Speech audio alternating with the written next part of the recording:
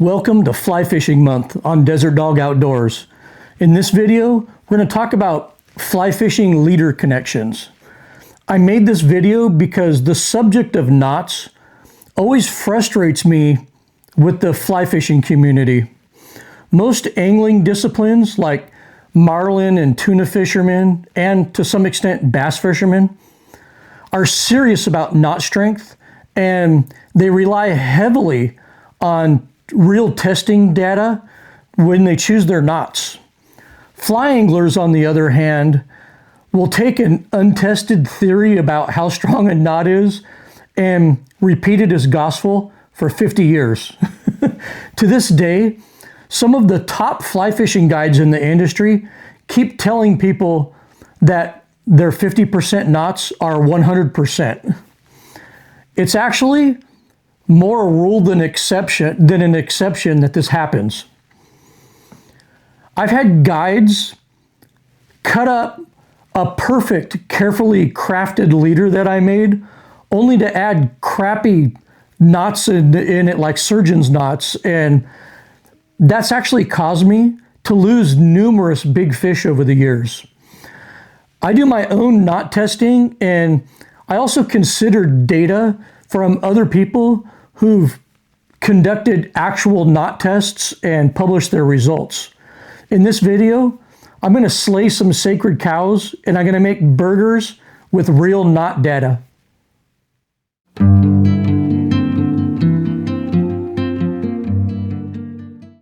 When it comes to knot strength, I mean, who should you believe? Where should you go to get that type of information? Well, I'll start this chapter off by telling you who not to believe when you want to know about knot strength. First of all, disregard everything people say in internet forums and in places like Reddit. And by default, that means you shouldn't listen to anything that AI tells you, because AI honestly gets most of its information from Reddit. Even some of the fly angling greats are often wrong when it comes to knots, like Flip Pallet telling us to cut the loop off our fly lines, or when Lefty Kreh said that the triple surgeon's knot is stronger than a Bimini twist. Since 90% of common knowledge in the fly fishing industry is anecdotal speculation, where's the best place to get reliable information when it comes to knots? Well, the answer is actually really easy. Watch videos or read articles where actual knot testing is performed. It's also not hard to get knot information by doing the testing yourself. In this video, I'll test common fly fishing leader connections and compare my data with other people's data who've tested the same knots. All knots in this video were tied properly and were also properly lubricated.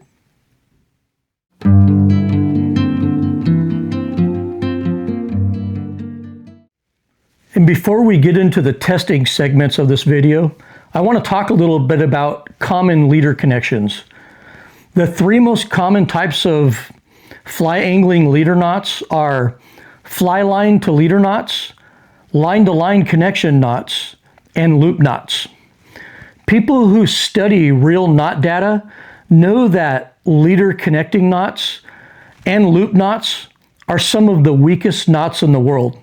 I know you don't like hearing that, but it's the truth. Unfortunately, loop knots and line to line connecting knots are a necessary part of forming fly leaders, because they enhance the presentation of the fly and the action on that fly while it's in the water. Both of which are vital to fly angling success. As fly anglers, we're forced to use these type of knots in many situations, but we should be doing so with the understanding of their weaknesses. Proclaiming that your knot is almost 100% when it's actually a 50% knot will do nothing but limit your success as an angler. This is the knot testing device that I made right here. The scale on it has been recently calibrated in January, and this testing jig is kind of designed to take human error out of the test as much as possible. This obviously isn't an ASTM lab certified test, but it will provide good results.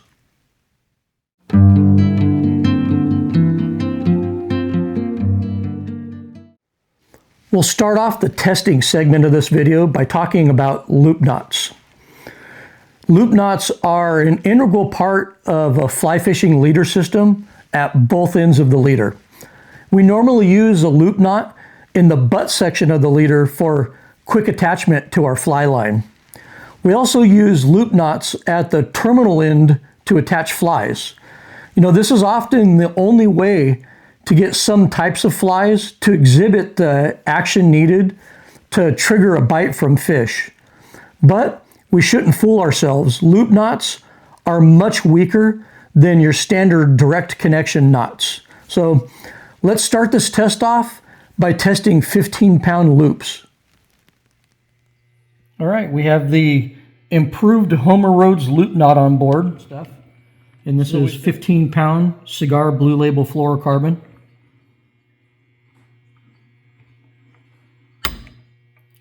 10.1 pounds.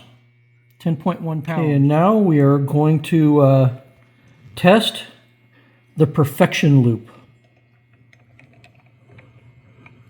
Cigar Blue Label fluorocarbon. 9.8 pounds. And now we have the Triple Surgeon's loop knot. Triple Surgeon's loop. And once again, this is 15-pound test. Cigar Blue Label fluorocarbon, and a lot of people. 12.8 pounds. Pretty damn good.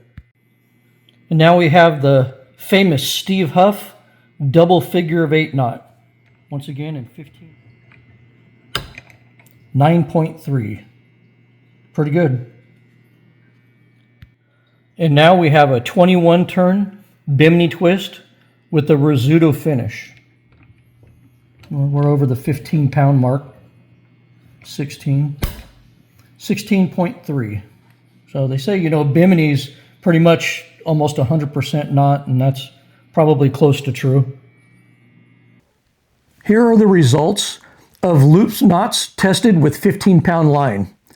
If we assume that the Bimini twist I did is close to 100% of the line's actual breaking strength, you could quickly deduce that all of these knots are relatively weak. You can also throw the Triple Surgeon's loop out because it kinks the line sideways and isn't good for leader or fly performance. This means we normally use loop knots that are about 60% strong. Because knot attributes often change with thickness, let's also test some heavier line. Now we're going to get into some heavier gauge stuff. We're going to use 40-pound Seaguar Fluoro Premier. And back to loop knots here. This is an improved Homer Rhodes loop knot.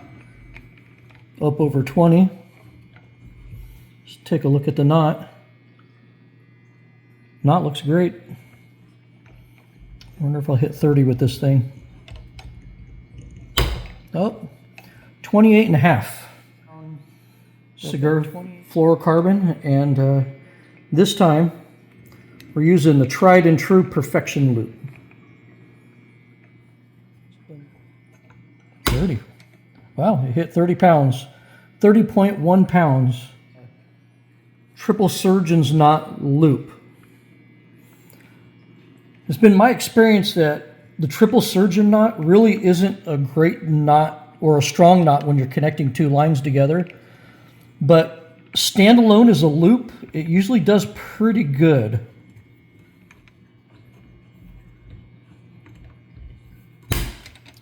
Ooh, 35 and a half pounds. Pretty damn good, so.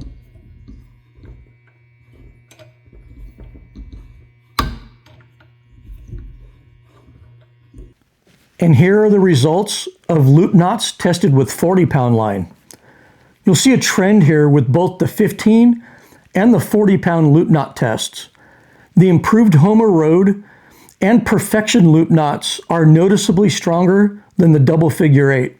In fact, the improved Homer Road and Perfection loop tested almost the same in both tests. But again, if you assume that the Bimini twist is close to the line's actual breaking strength, all of these loop knots are very weak in comparison. And this is a blaring testament as to why most world record seekers only use Bimini twists for their class tippet sections. Loop knots are a necessary evil in our fly fishing leader system, unfortunately.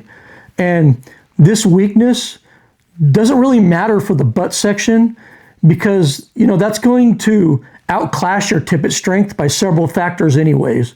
But it is something to be mindful of when using loop knots to attach flies.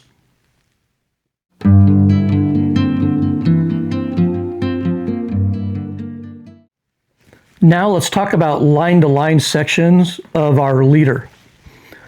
Most fly anglers tie a section of line together to make leaders and also add tippet material to their leader. I see some of the best guides in the industry make claims about how strong these line-to-line connection knots are, but I'm here to tell you they're flat out wrong. Knots that connect mono and fluorocarbon lines together are the weakest knots that we use as fly anglers. 90% of fly anglers are very delusional when it comes to these line-to-line connection knots.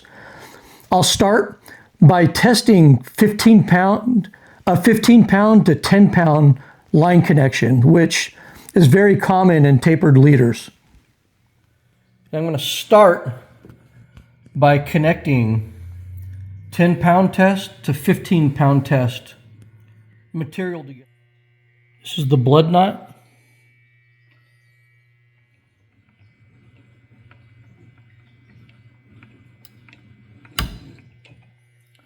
.8 pounds, the triple surgeon's knot, tied correctly.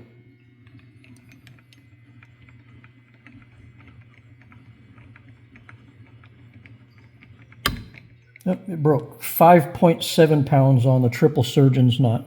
Here is the double uni, or the uni to uni connection.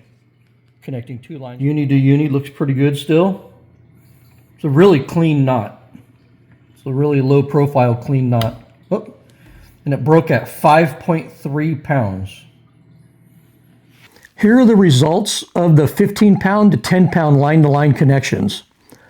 Even though the blood knot really shined in this test, it's still probably only a 60% knot if you evaluated the actual breaking strength of the lightest line used. Many commonly used knots in this category are probably actually closer to a 50% knot. And let's do the same test again, but this time we'll use heavier line to see if the knots perform differently. Now I'm going to test the blood knot in heavier gauges here, and this kind of replicates putting together a typical saltwater leader, or maybe adding tippet to one of the middle sections of your leader. And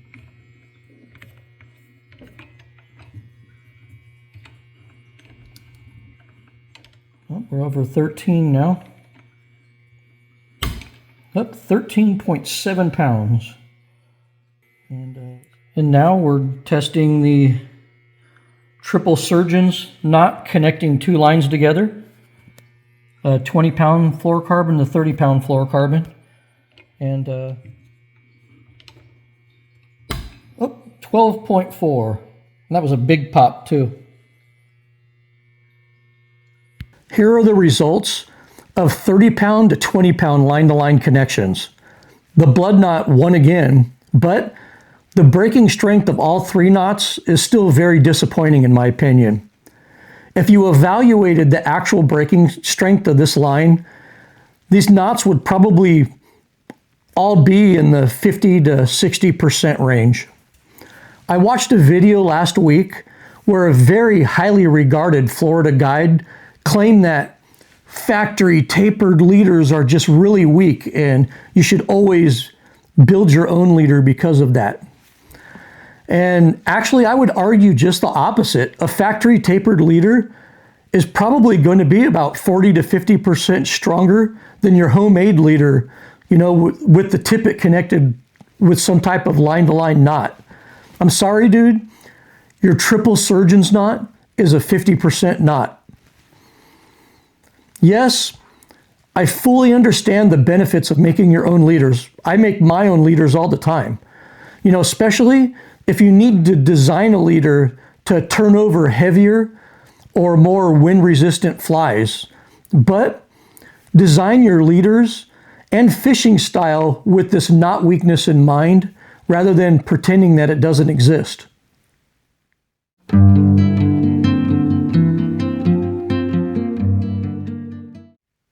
Now let's talk about our leader to fly line connection.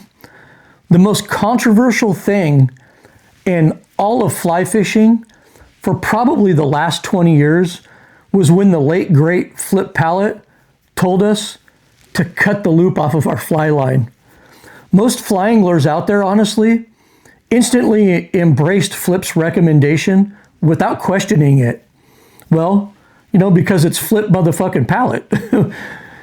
But fly line manufacturers and a few industry people wondered what the hell Flip was smoking when he said that. Flip's original claim was that the welded loop on your average fly line is weak, which we now know isn't true. After that, Flip claimed that the loop-to-loop connection between the leader and the fly line was causing hinging while you cast, and he speculated that negatively affects the casting loop. Unfortunately for Flip, people had testing machines to test welded loops and high-speed cameras to prove that the welded loop does not cause a hinging effect while casting. You'd think this argument would be totally laid to rest at that point, right? But it's not. It still festers today. So I'm going to test a factory welded loop against alternative fly line to leader connections. And this right here is a fly line. This is Scientific Anglers Bonefish weight forward 9 floating line right here. It's Scientific Anglers 9-weight bonefish line. You can see that is the factory welded loop. So let's see how it does. People attach their leader to their fly line with a nail knot. And you can see that nail knot's really pinching into the fly line. I don't think it's going to go too much more. We'll see. Stuff has a lot of stretch in it. Oh, and it broke. And it broke at 13.3 pounds, so way weaker than, of course, the factory welded loop, and even way weaker. Puts a couple of nail knots on it. So I cut the loop, man. The loop is cut. Let's see what happens.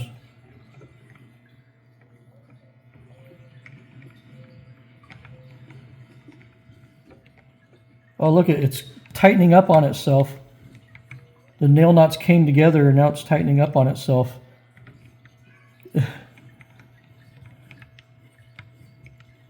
Oh yeah, that's going to fail. Oh, and there it failed. 30.2 pounds. 30.2. And just to satisfy my sixth sense of curiosity, I just tied a perfection loop in the end of the fly line here. I know nobody does this, but maybe in a pinch you might have to do it. But just see how it works out. We're up 21 pounds now. Look, it's still holding up. I mean, that's not too bad in a pinch to just tie a perfection loop in the end of your fly line if you have to. Oh, it finally broke at 24.3 pounds. So here are the results of my fly line to leader connection test. I believe that this particular fly line has an advertised 30-pound core in it, and the true breaking strength is probably the 37.6 pounds, which is what the factory welded loop tested at, which actually broke below the welded loop. Myself and many others have tested the nail knot to leader connection many times, and it's literally the weakest way to connect a leader to your fly line. So now the homemade loop was pretty strong, but still not as strong as the factory welded loop. For any fly line 9 weight and under, I don't really mess with the factory loop. I just leave it alone. But for my heavier saltwater fly lines, I might add a small nail knot to the factory welded loop section, just as added confidence. It probably isn't necessary, but I like the extra confidence if I'm fighting something like a tarpon or a sailfish.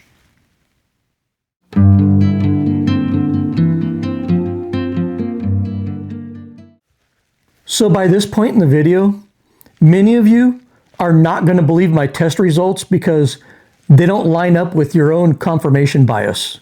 Well, I expected that. So in this chapter, I'll compare my results to testing done by other people. The most scientific approach to knot strength testing that I've ever seen was definitely done by Warren from Toit Fishing. He did exhaustive testing on line-to-line connections, and these are his results, which, as you could see, kind of line up with mine. Saltstrong tested the blood knot against the double uni knot and found the blood knot to be 13% stronger. My testing of 30 to 20 pound lines found that the blood knot was 17% stronger, so our numbers are pretty close there. Here's a comparison of my results compared to others when testing the blood knot against the triple surgeon's knot. As you can see, except for one outlier, my results are pretty close to the other tests. Trident Fly Fishing tested factory welded loops against nail knots for fly lines and found that the welded loop is much stronger. Tom Rowland tested the homemade fly line loop exactly the way I tested it, and we basically got the same results. So as you could see, my test results are actually pretty consistent with other people's test results.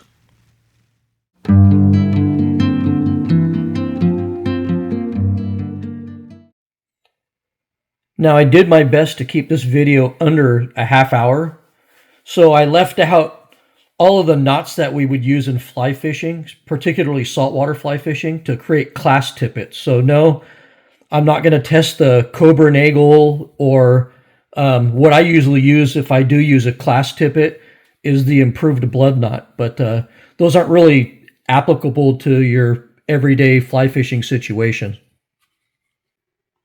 Another solution to the tippet knot problems would be to use tippet rings, but most fly anglers snub their nose at those. And of course, you can also go through the trouble of furling leaders also to solve the knot issue, but that adds a lot of complication to the process. And we really need to put this knot thing in perspective. If you're fishing for little trout, knot strength might not really matter.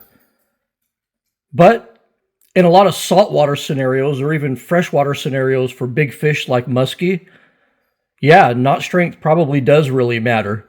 And knot strength might even matter above your tippet knots, especially if those knots are only 50% strong.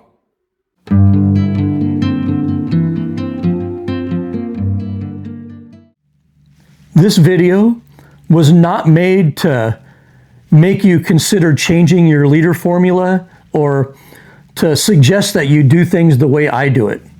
As an avid fly angler, I understand that the connections and some of the knots tested in this video are absolutely necessary for fly angling. I mean, we need to use them. The main point of this video is that we need to stop pretending that loop knots and line-to-line knots are strong connections. We need to move past the denial stage into acceptance. So we could form strategies that overcome or at least minimize the presence of weak knots in our system. Personally, I gravitated over to fluorocarbon for tippet material years ago, so I can get away with using stronger tippet that's also less visible.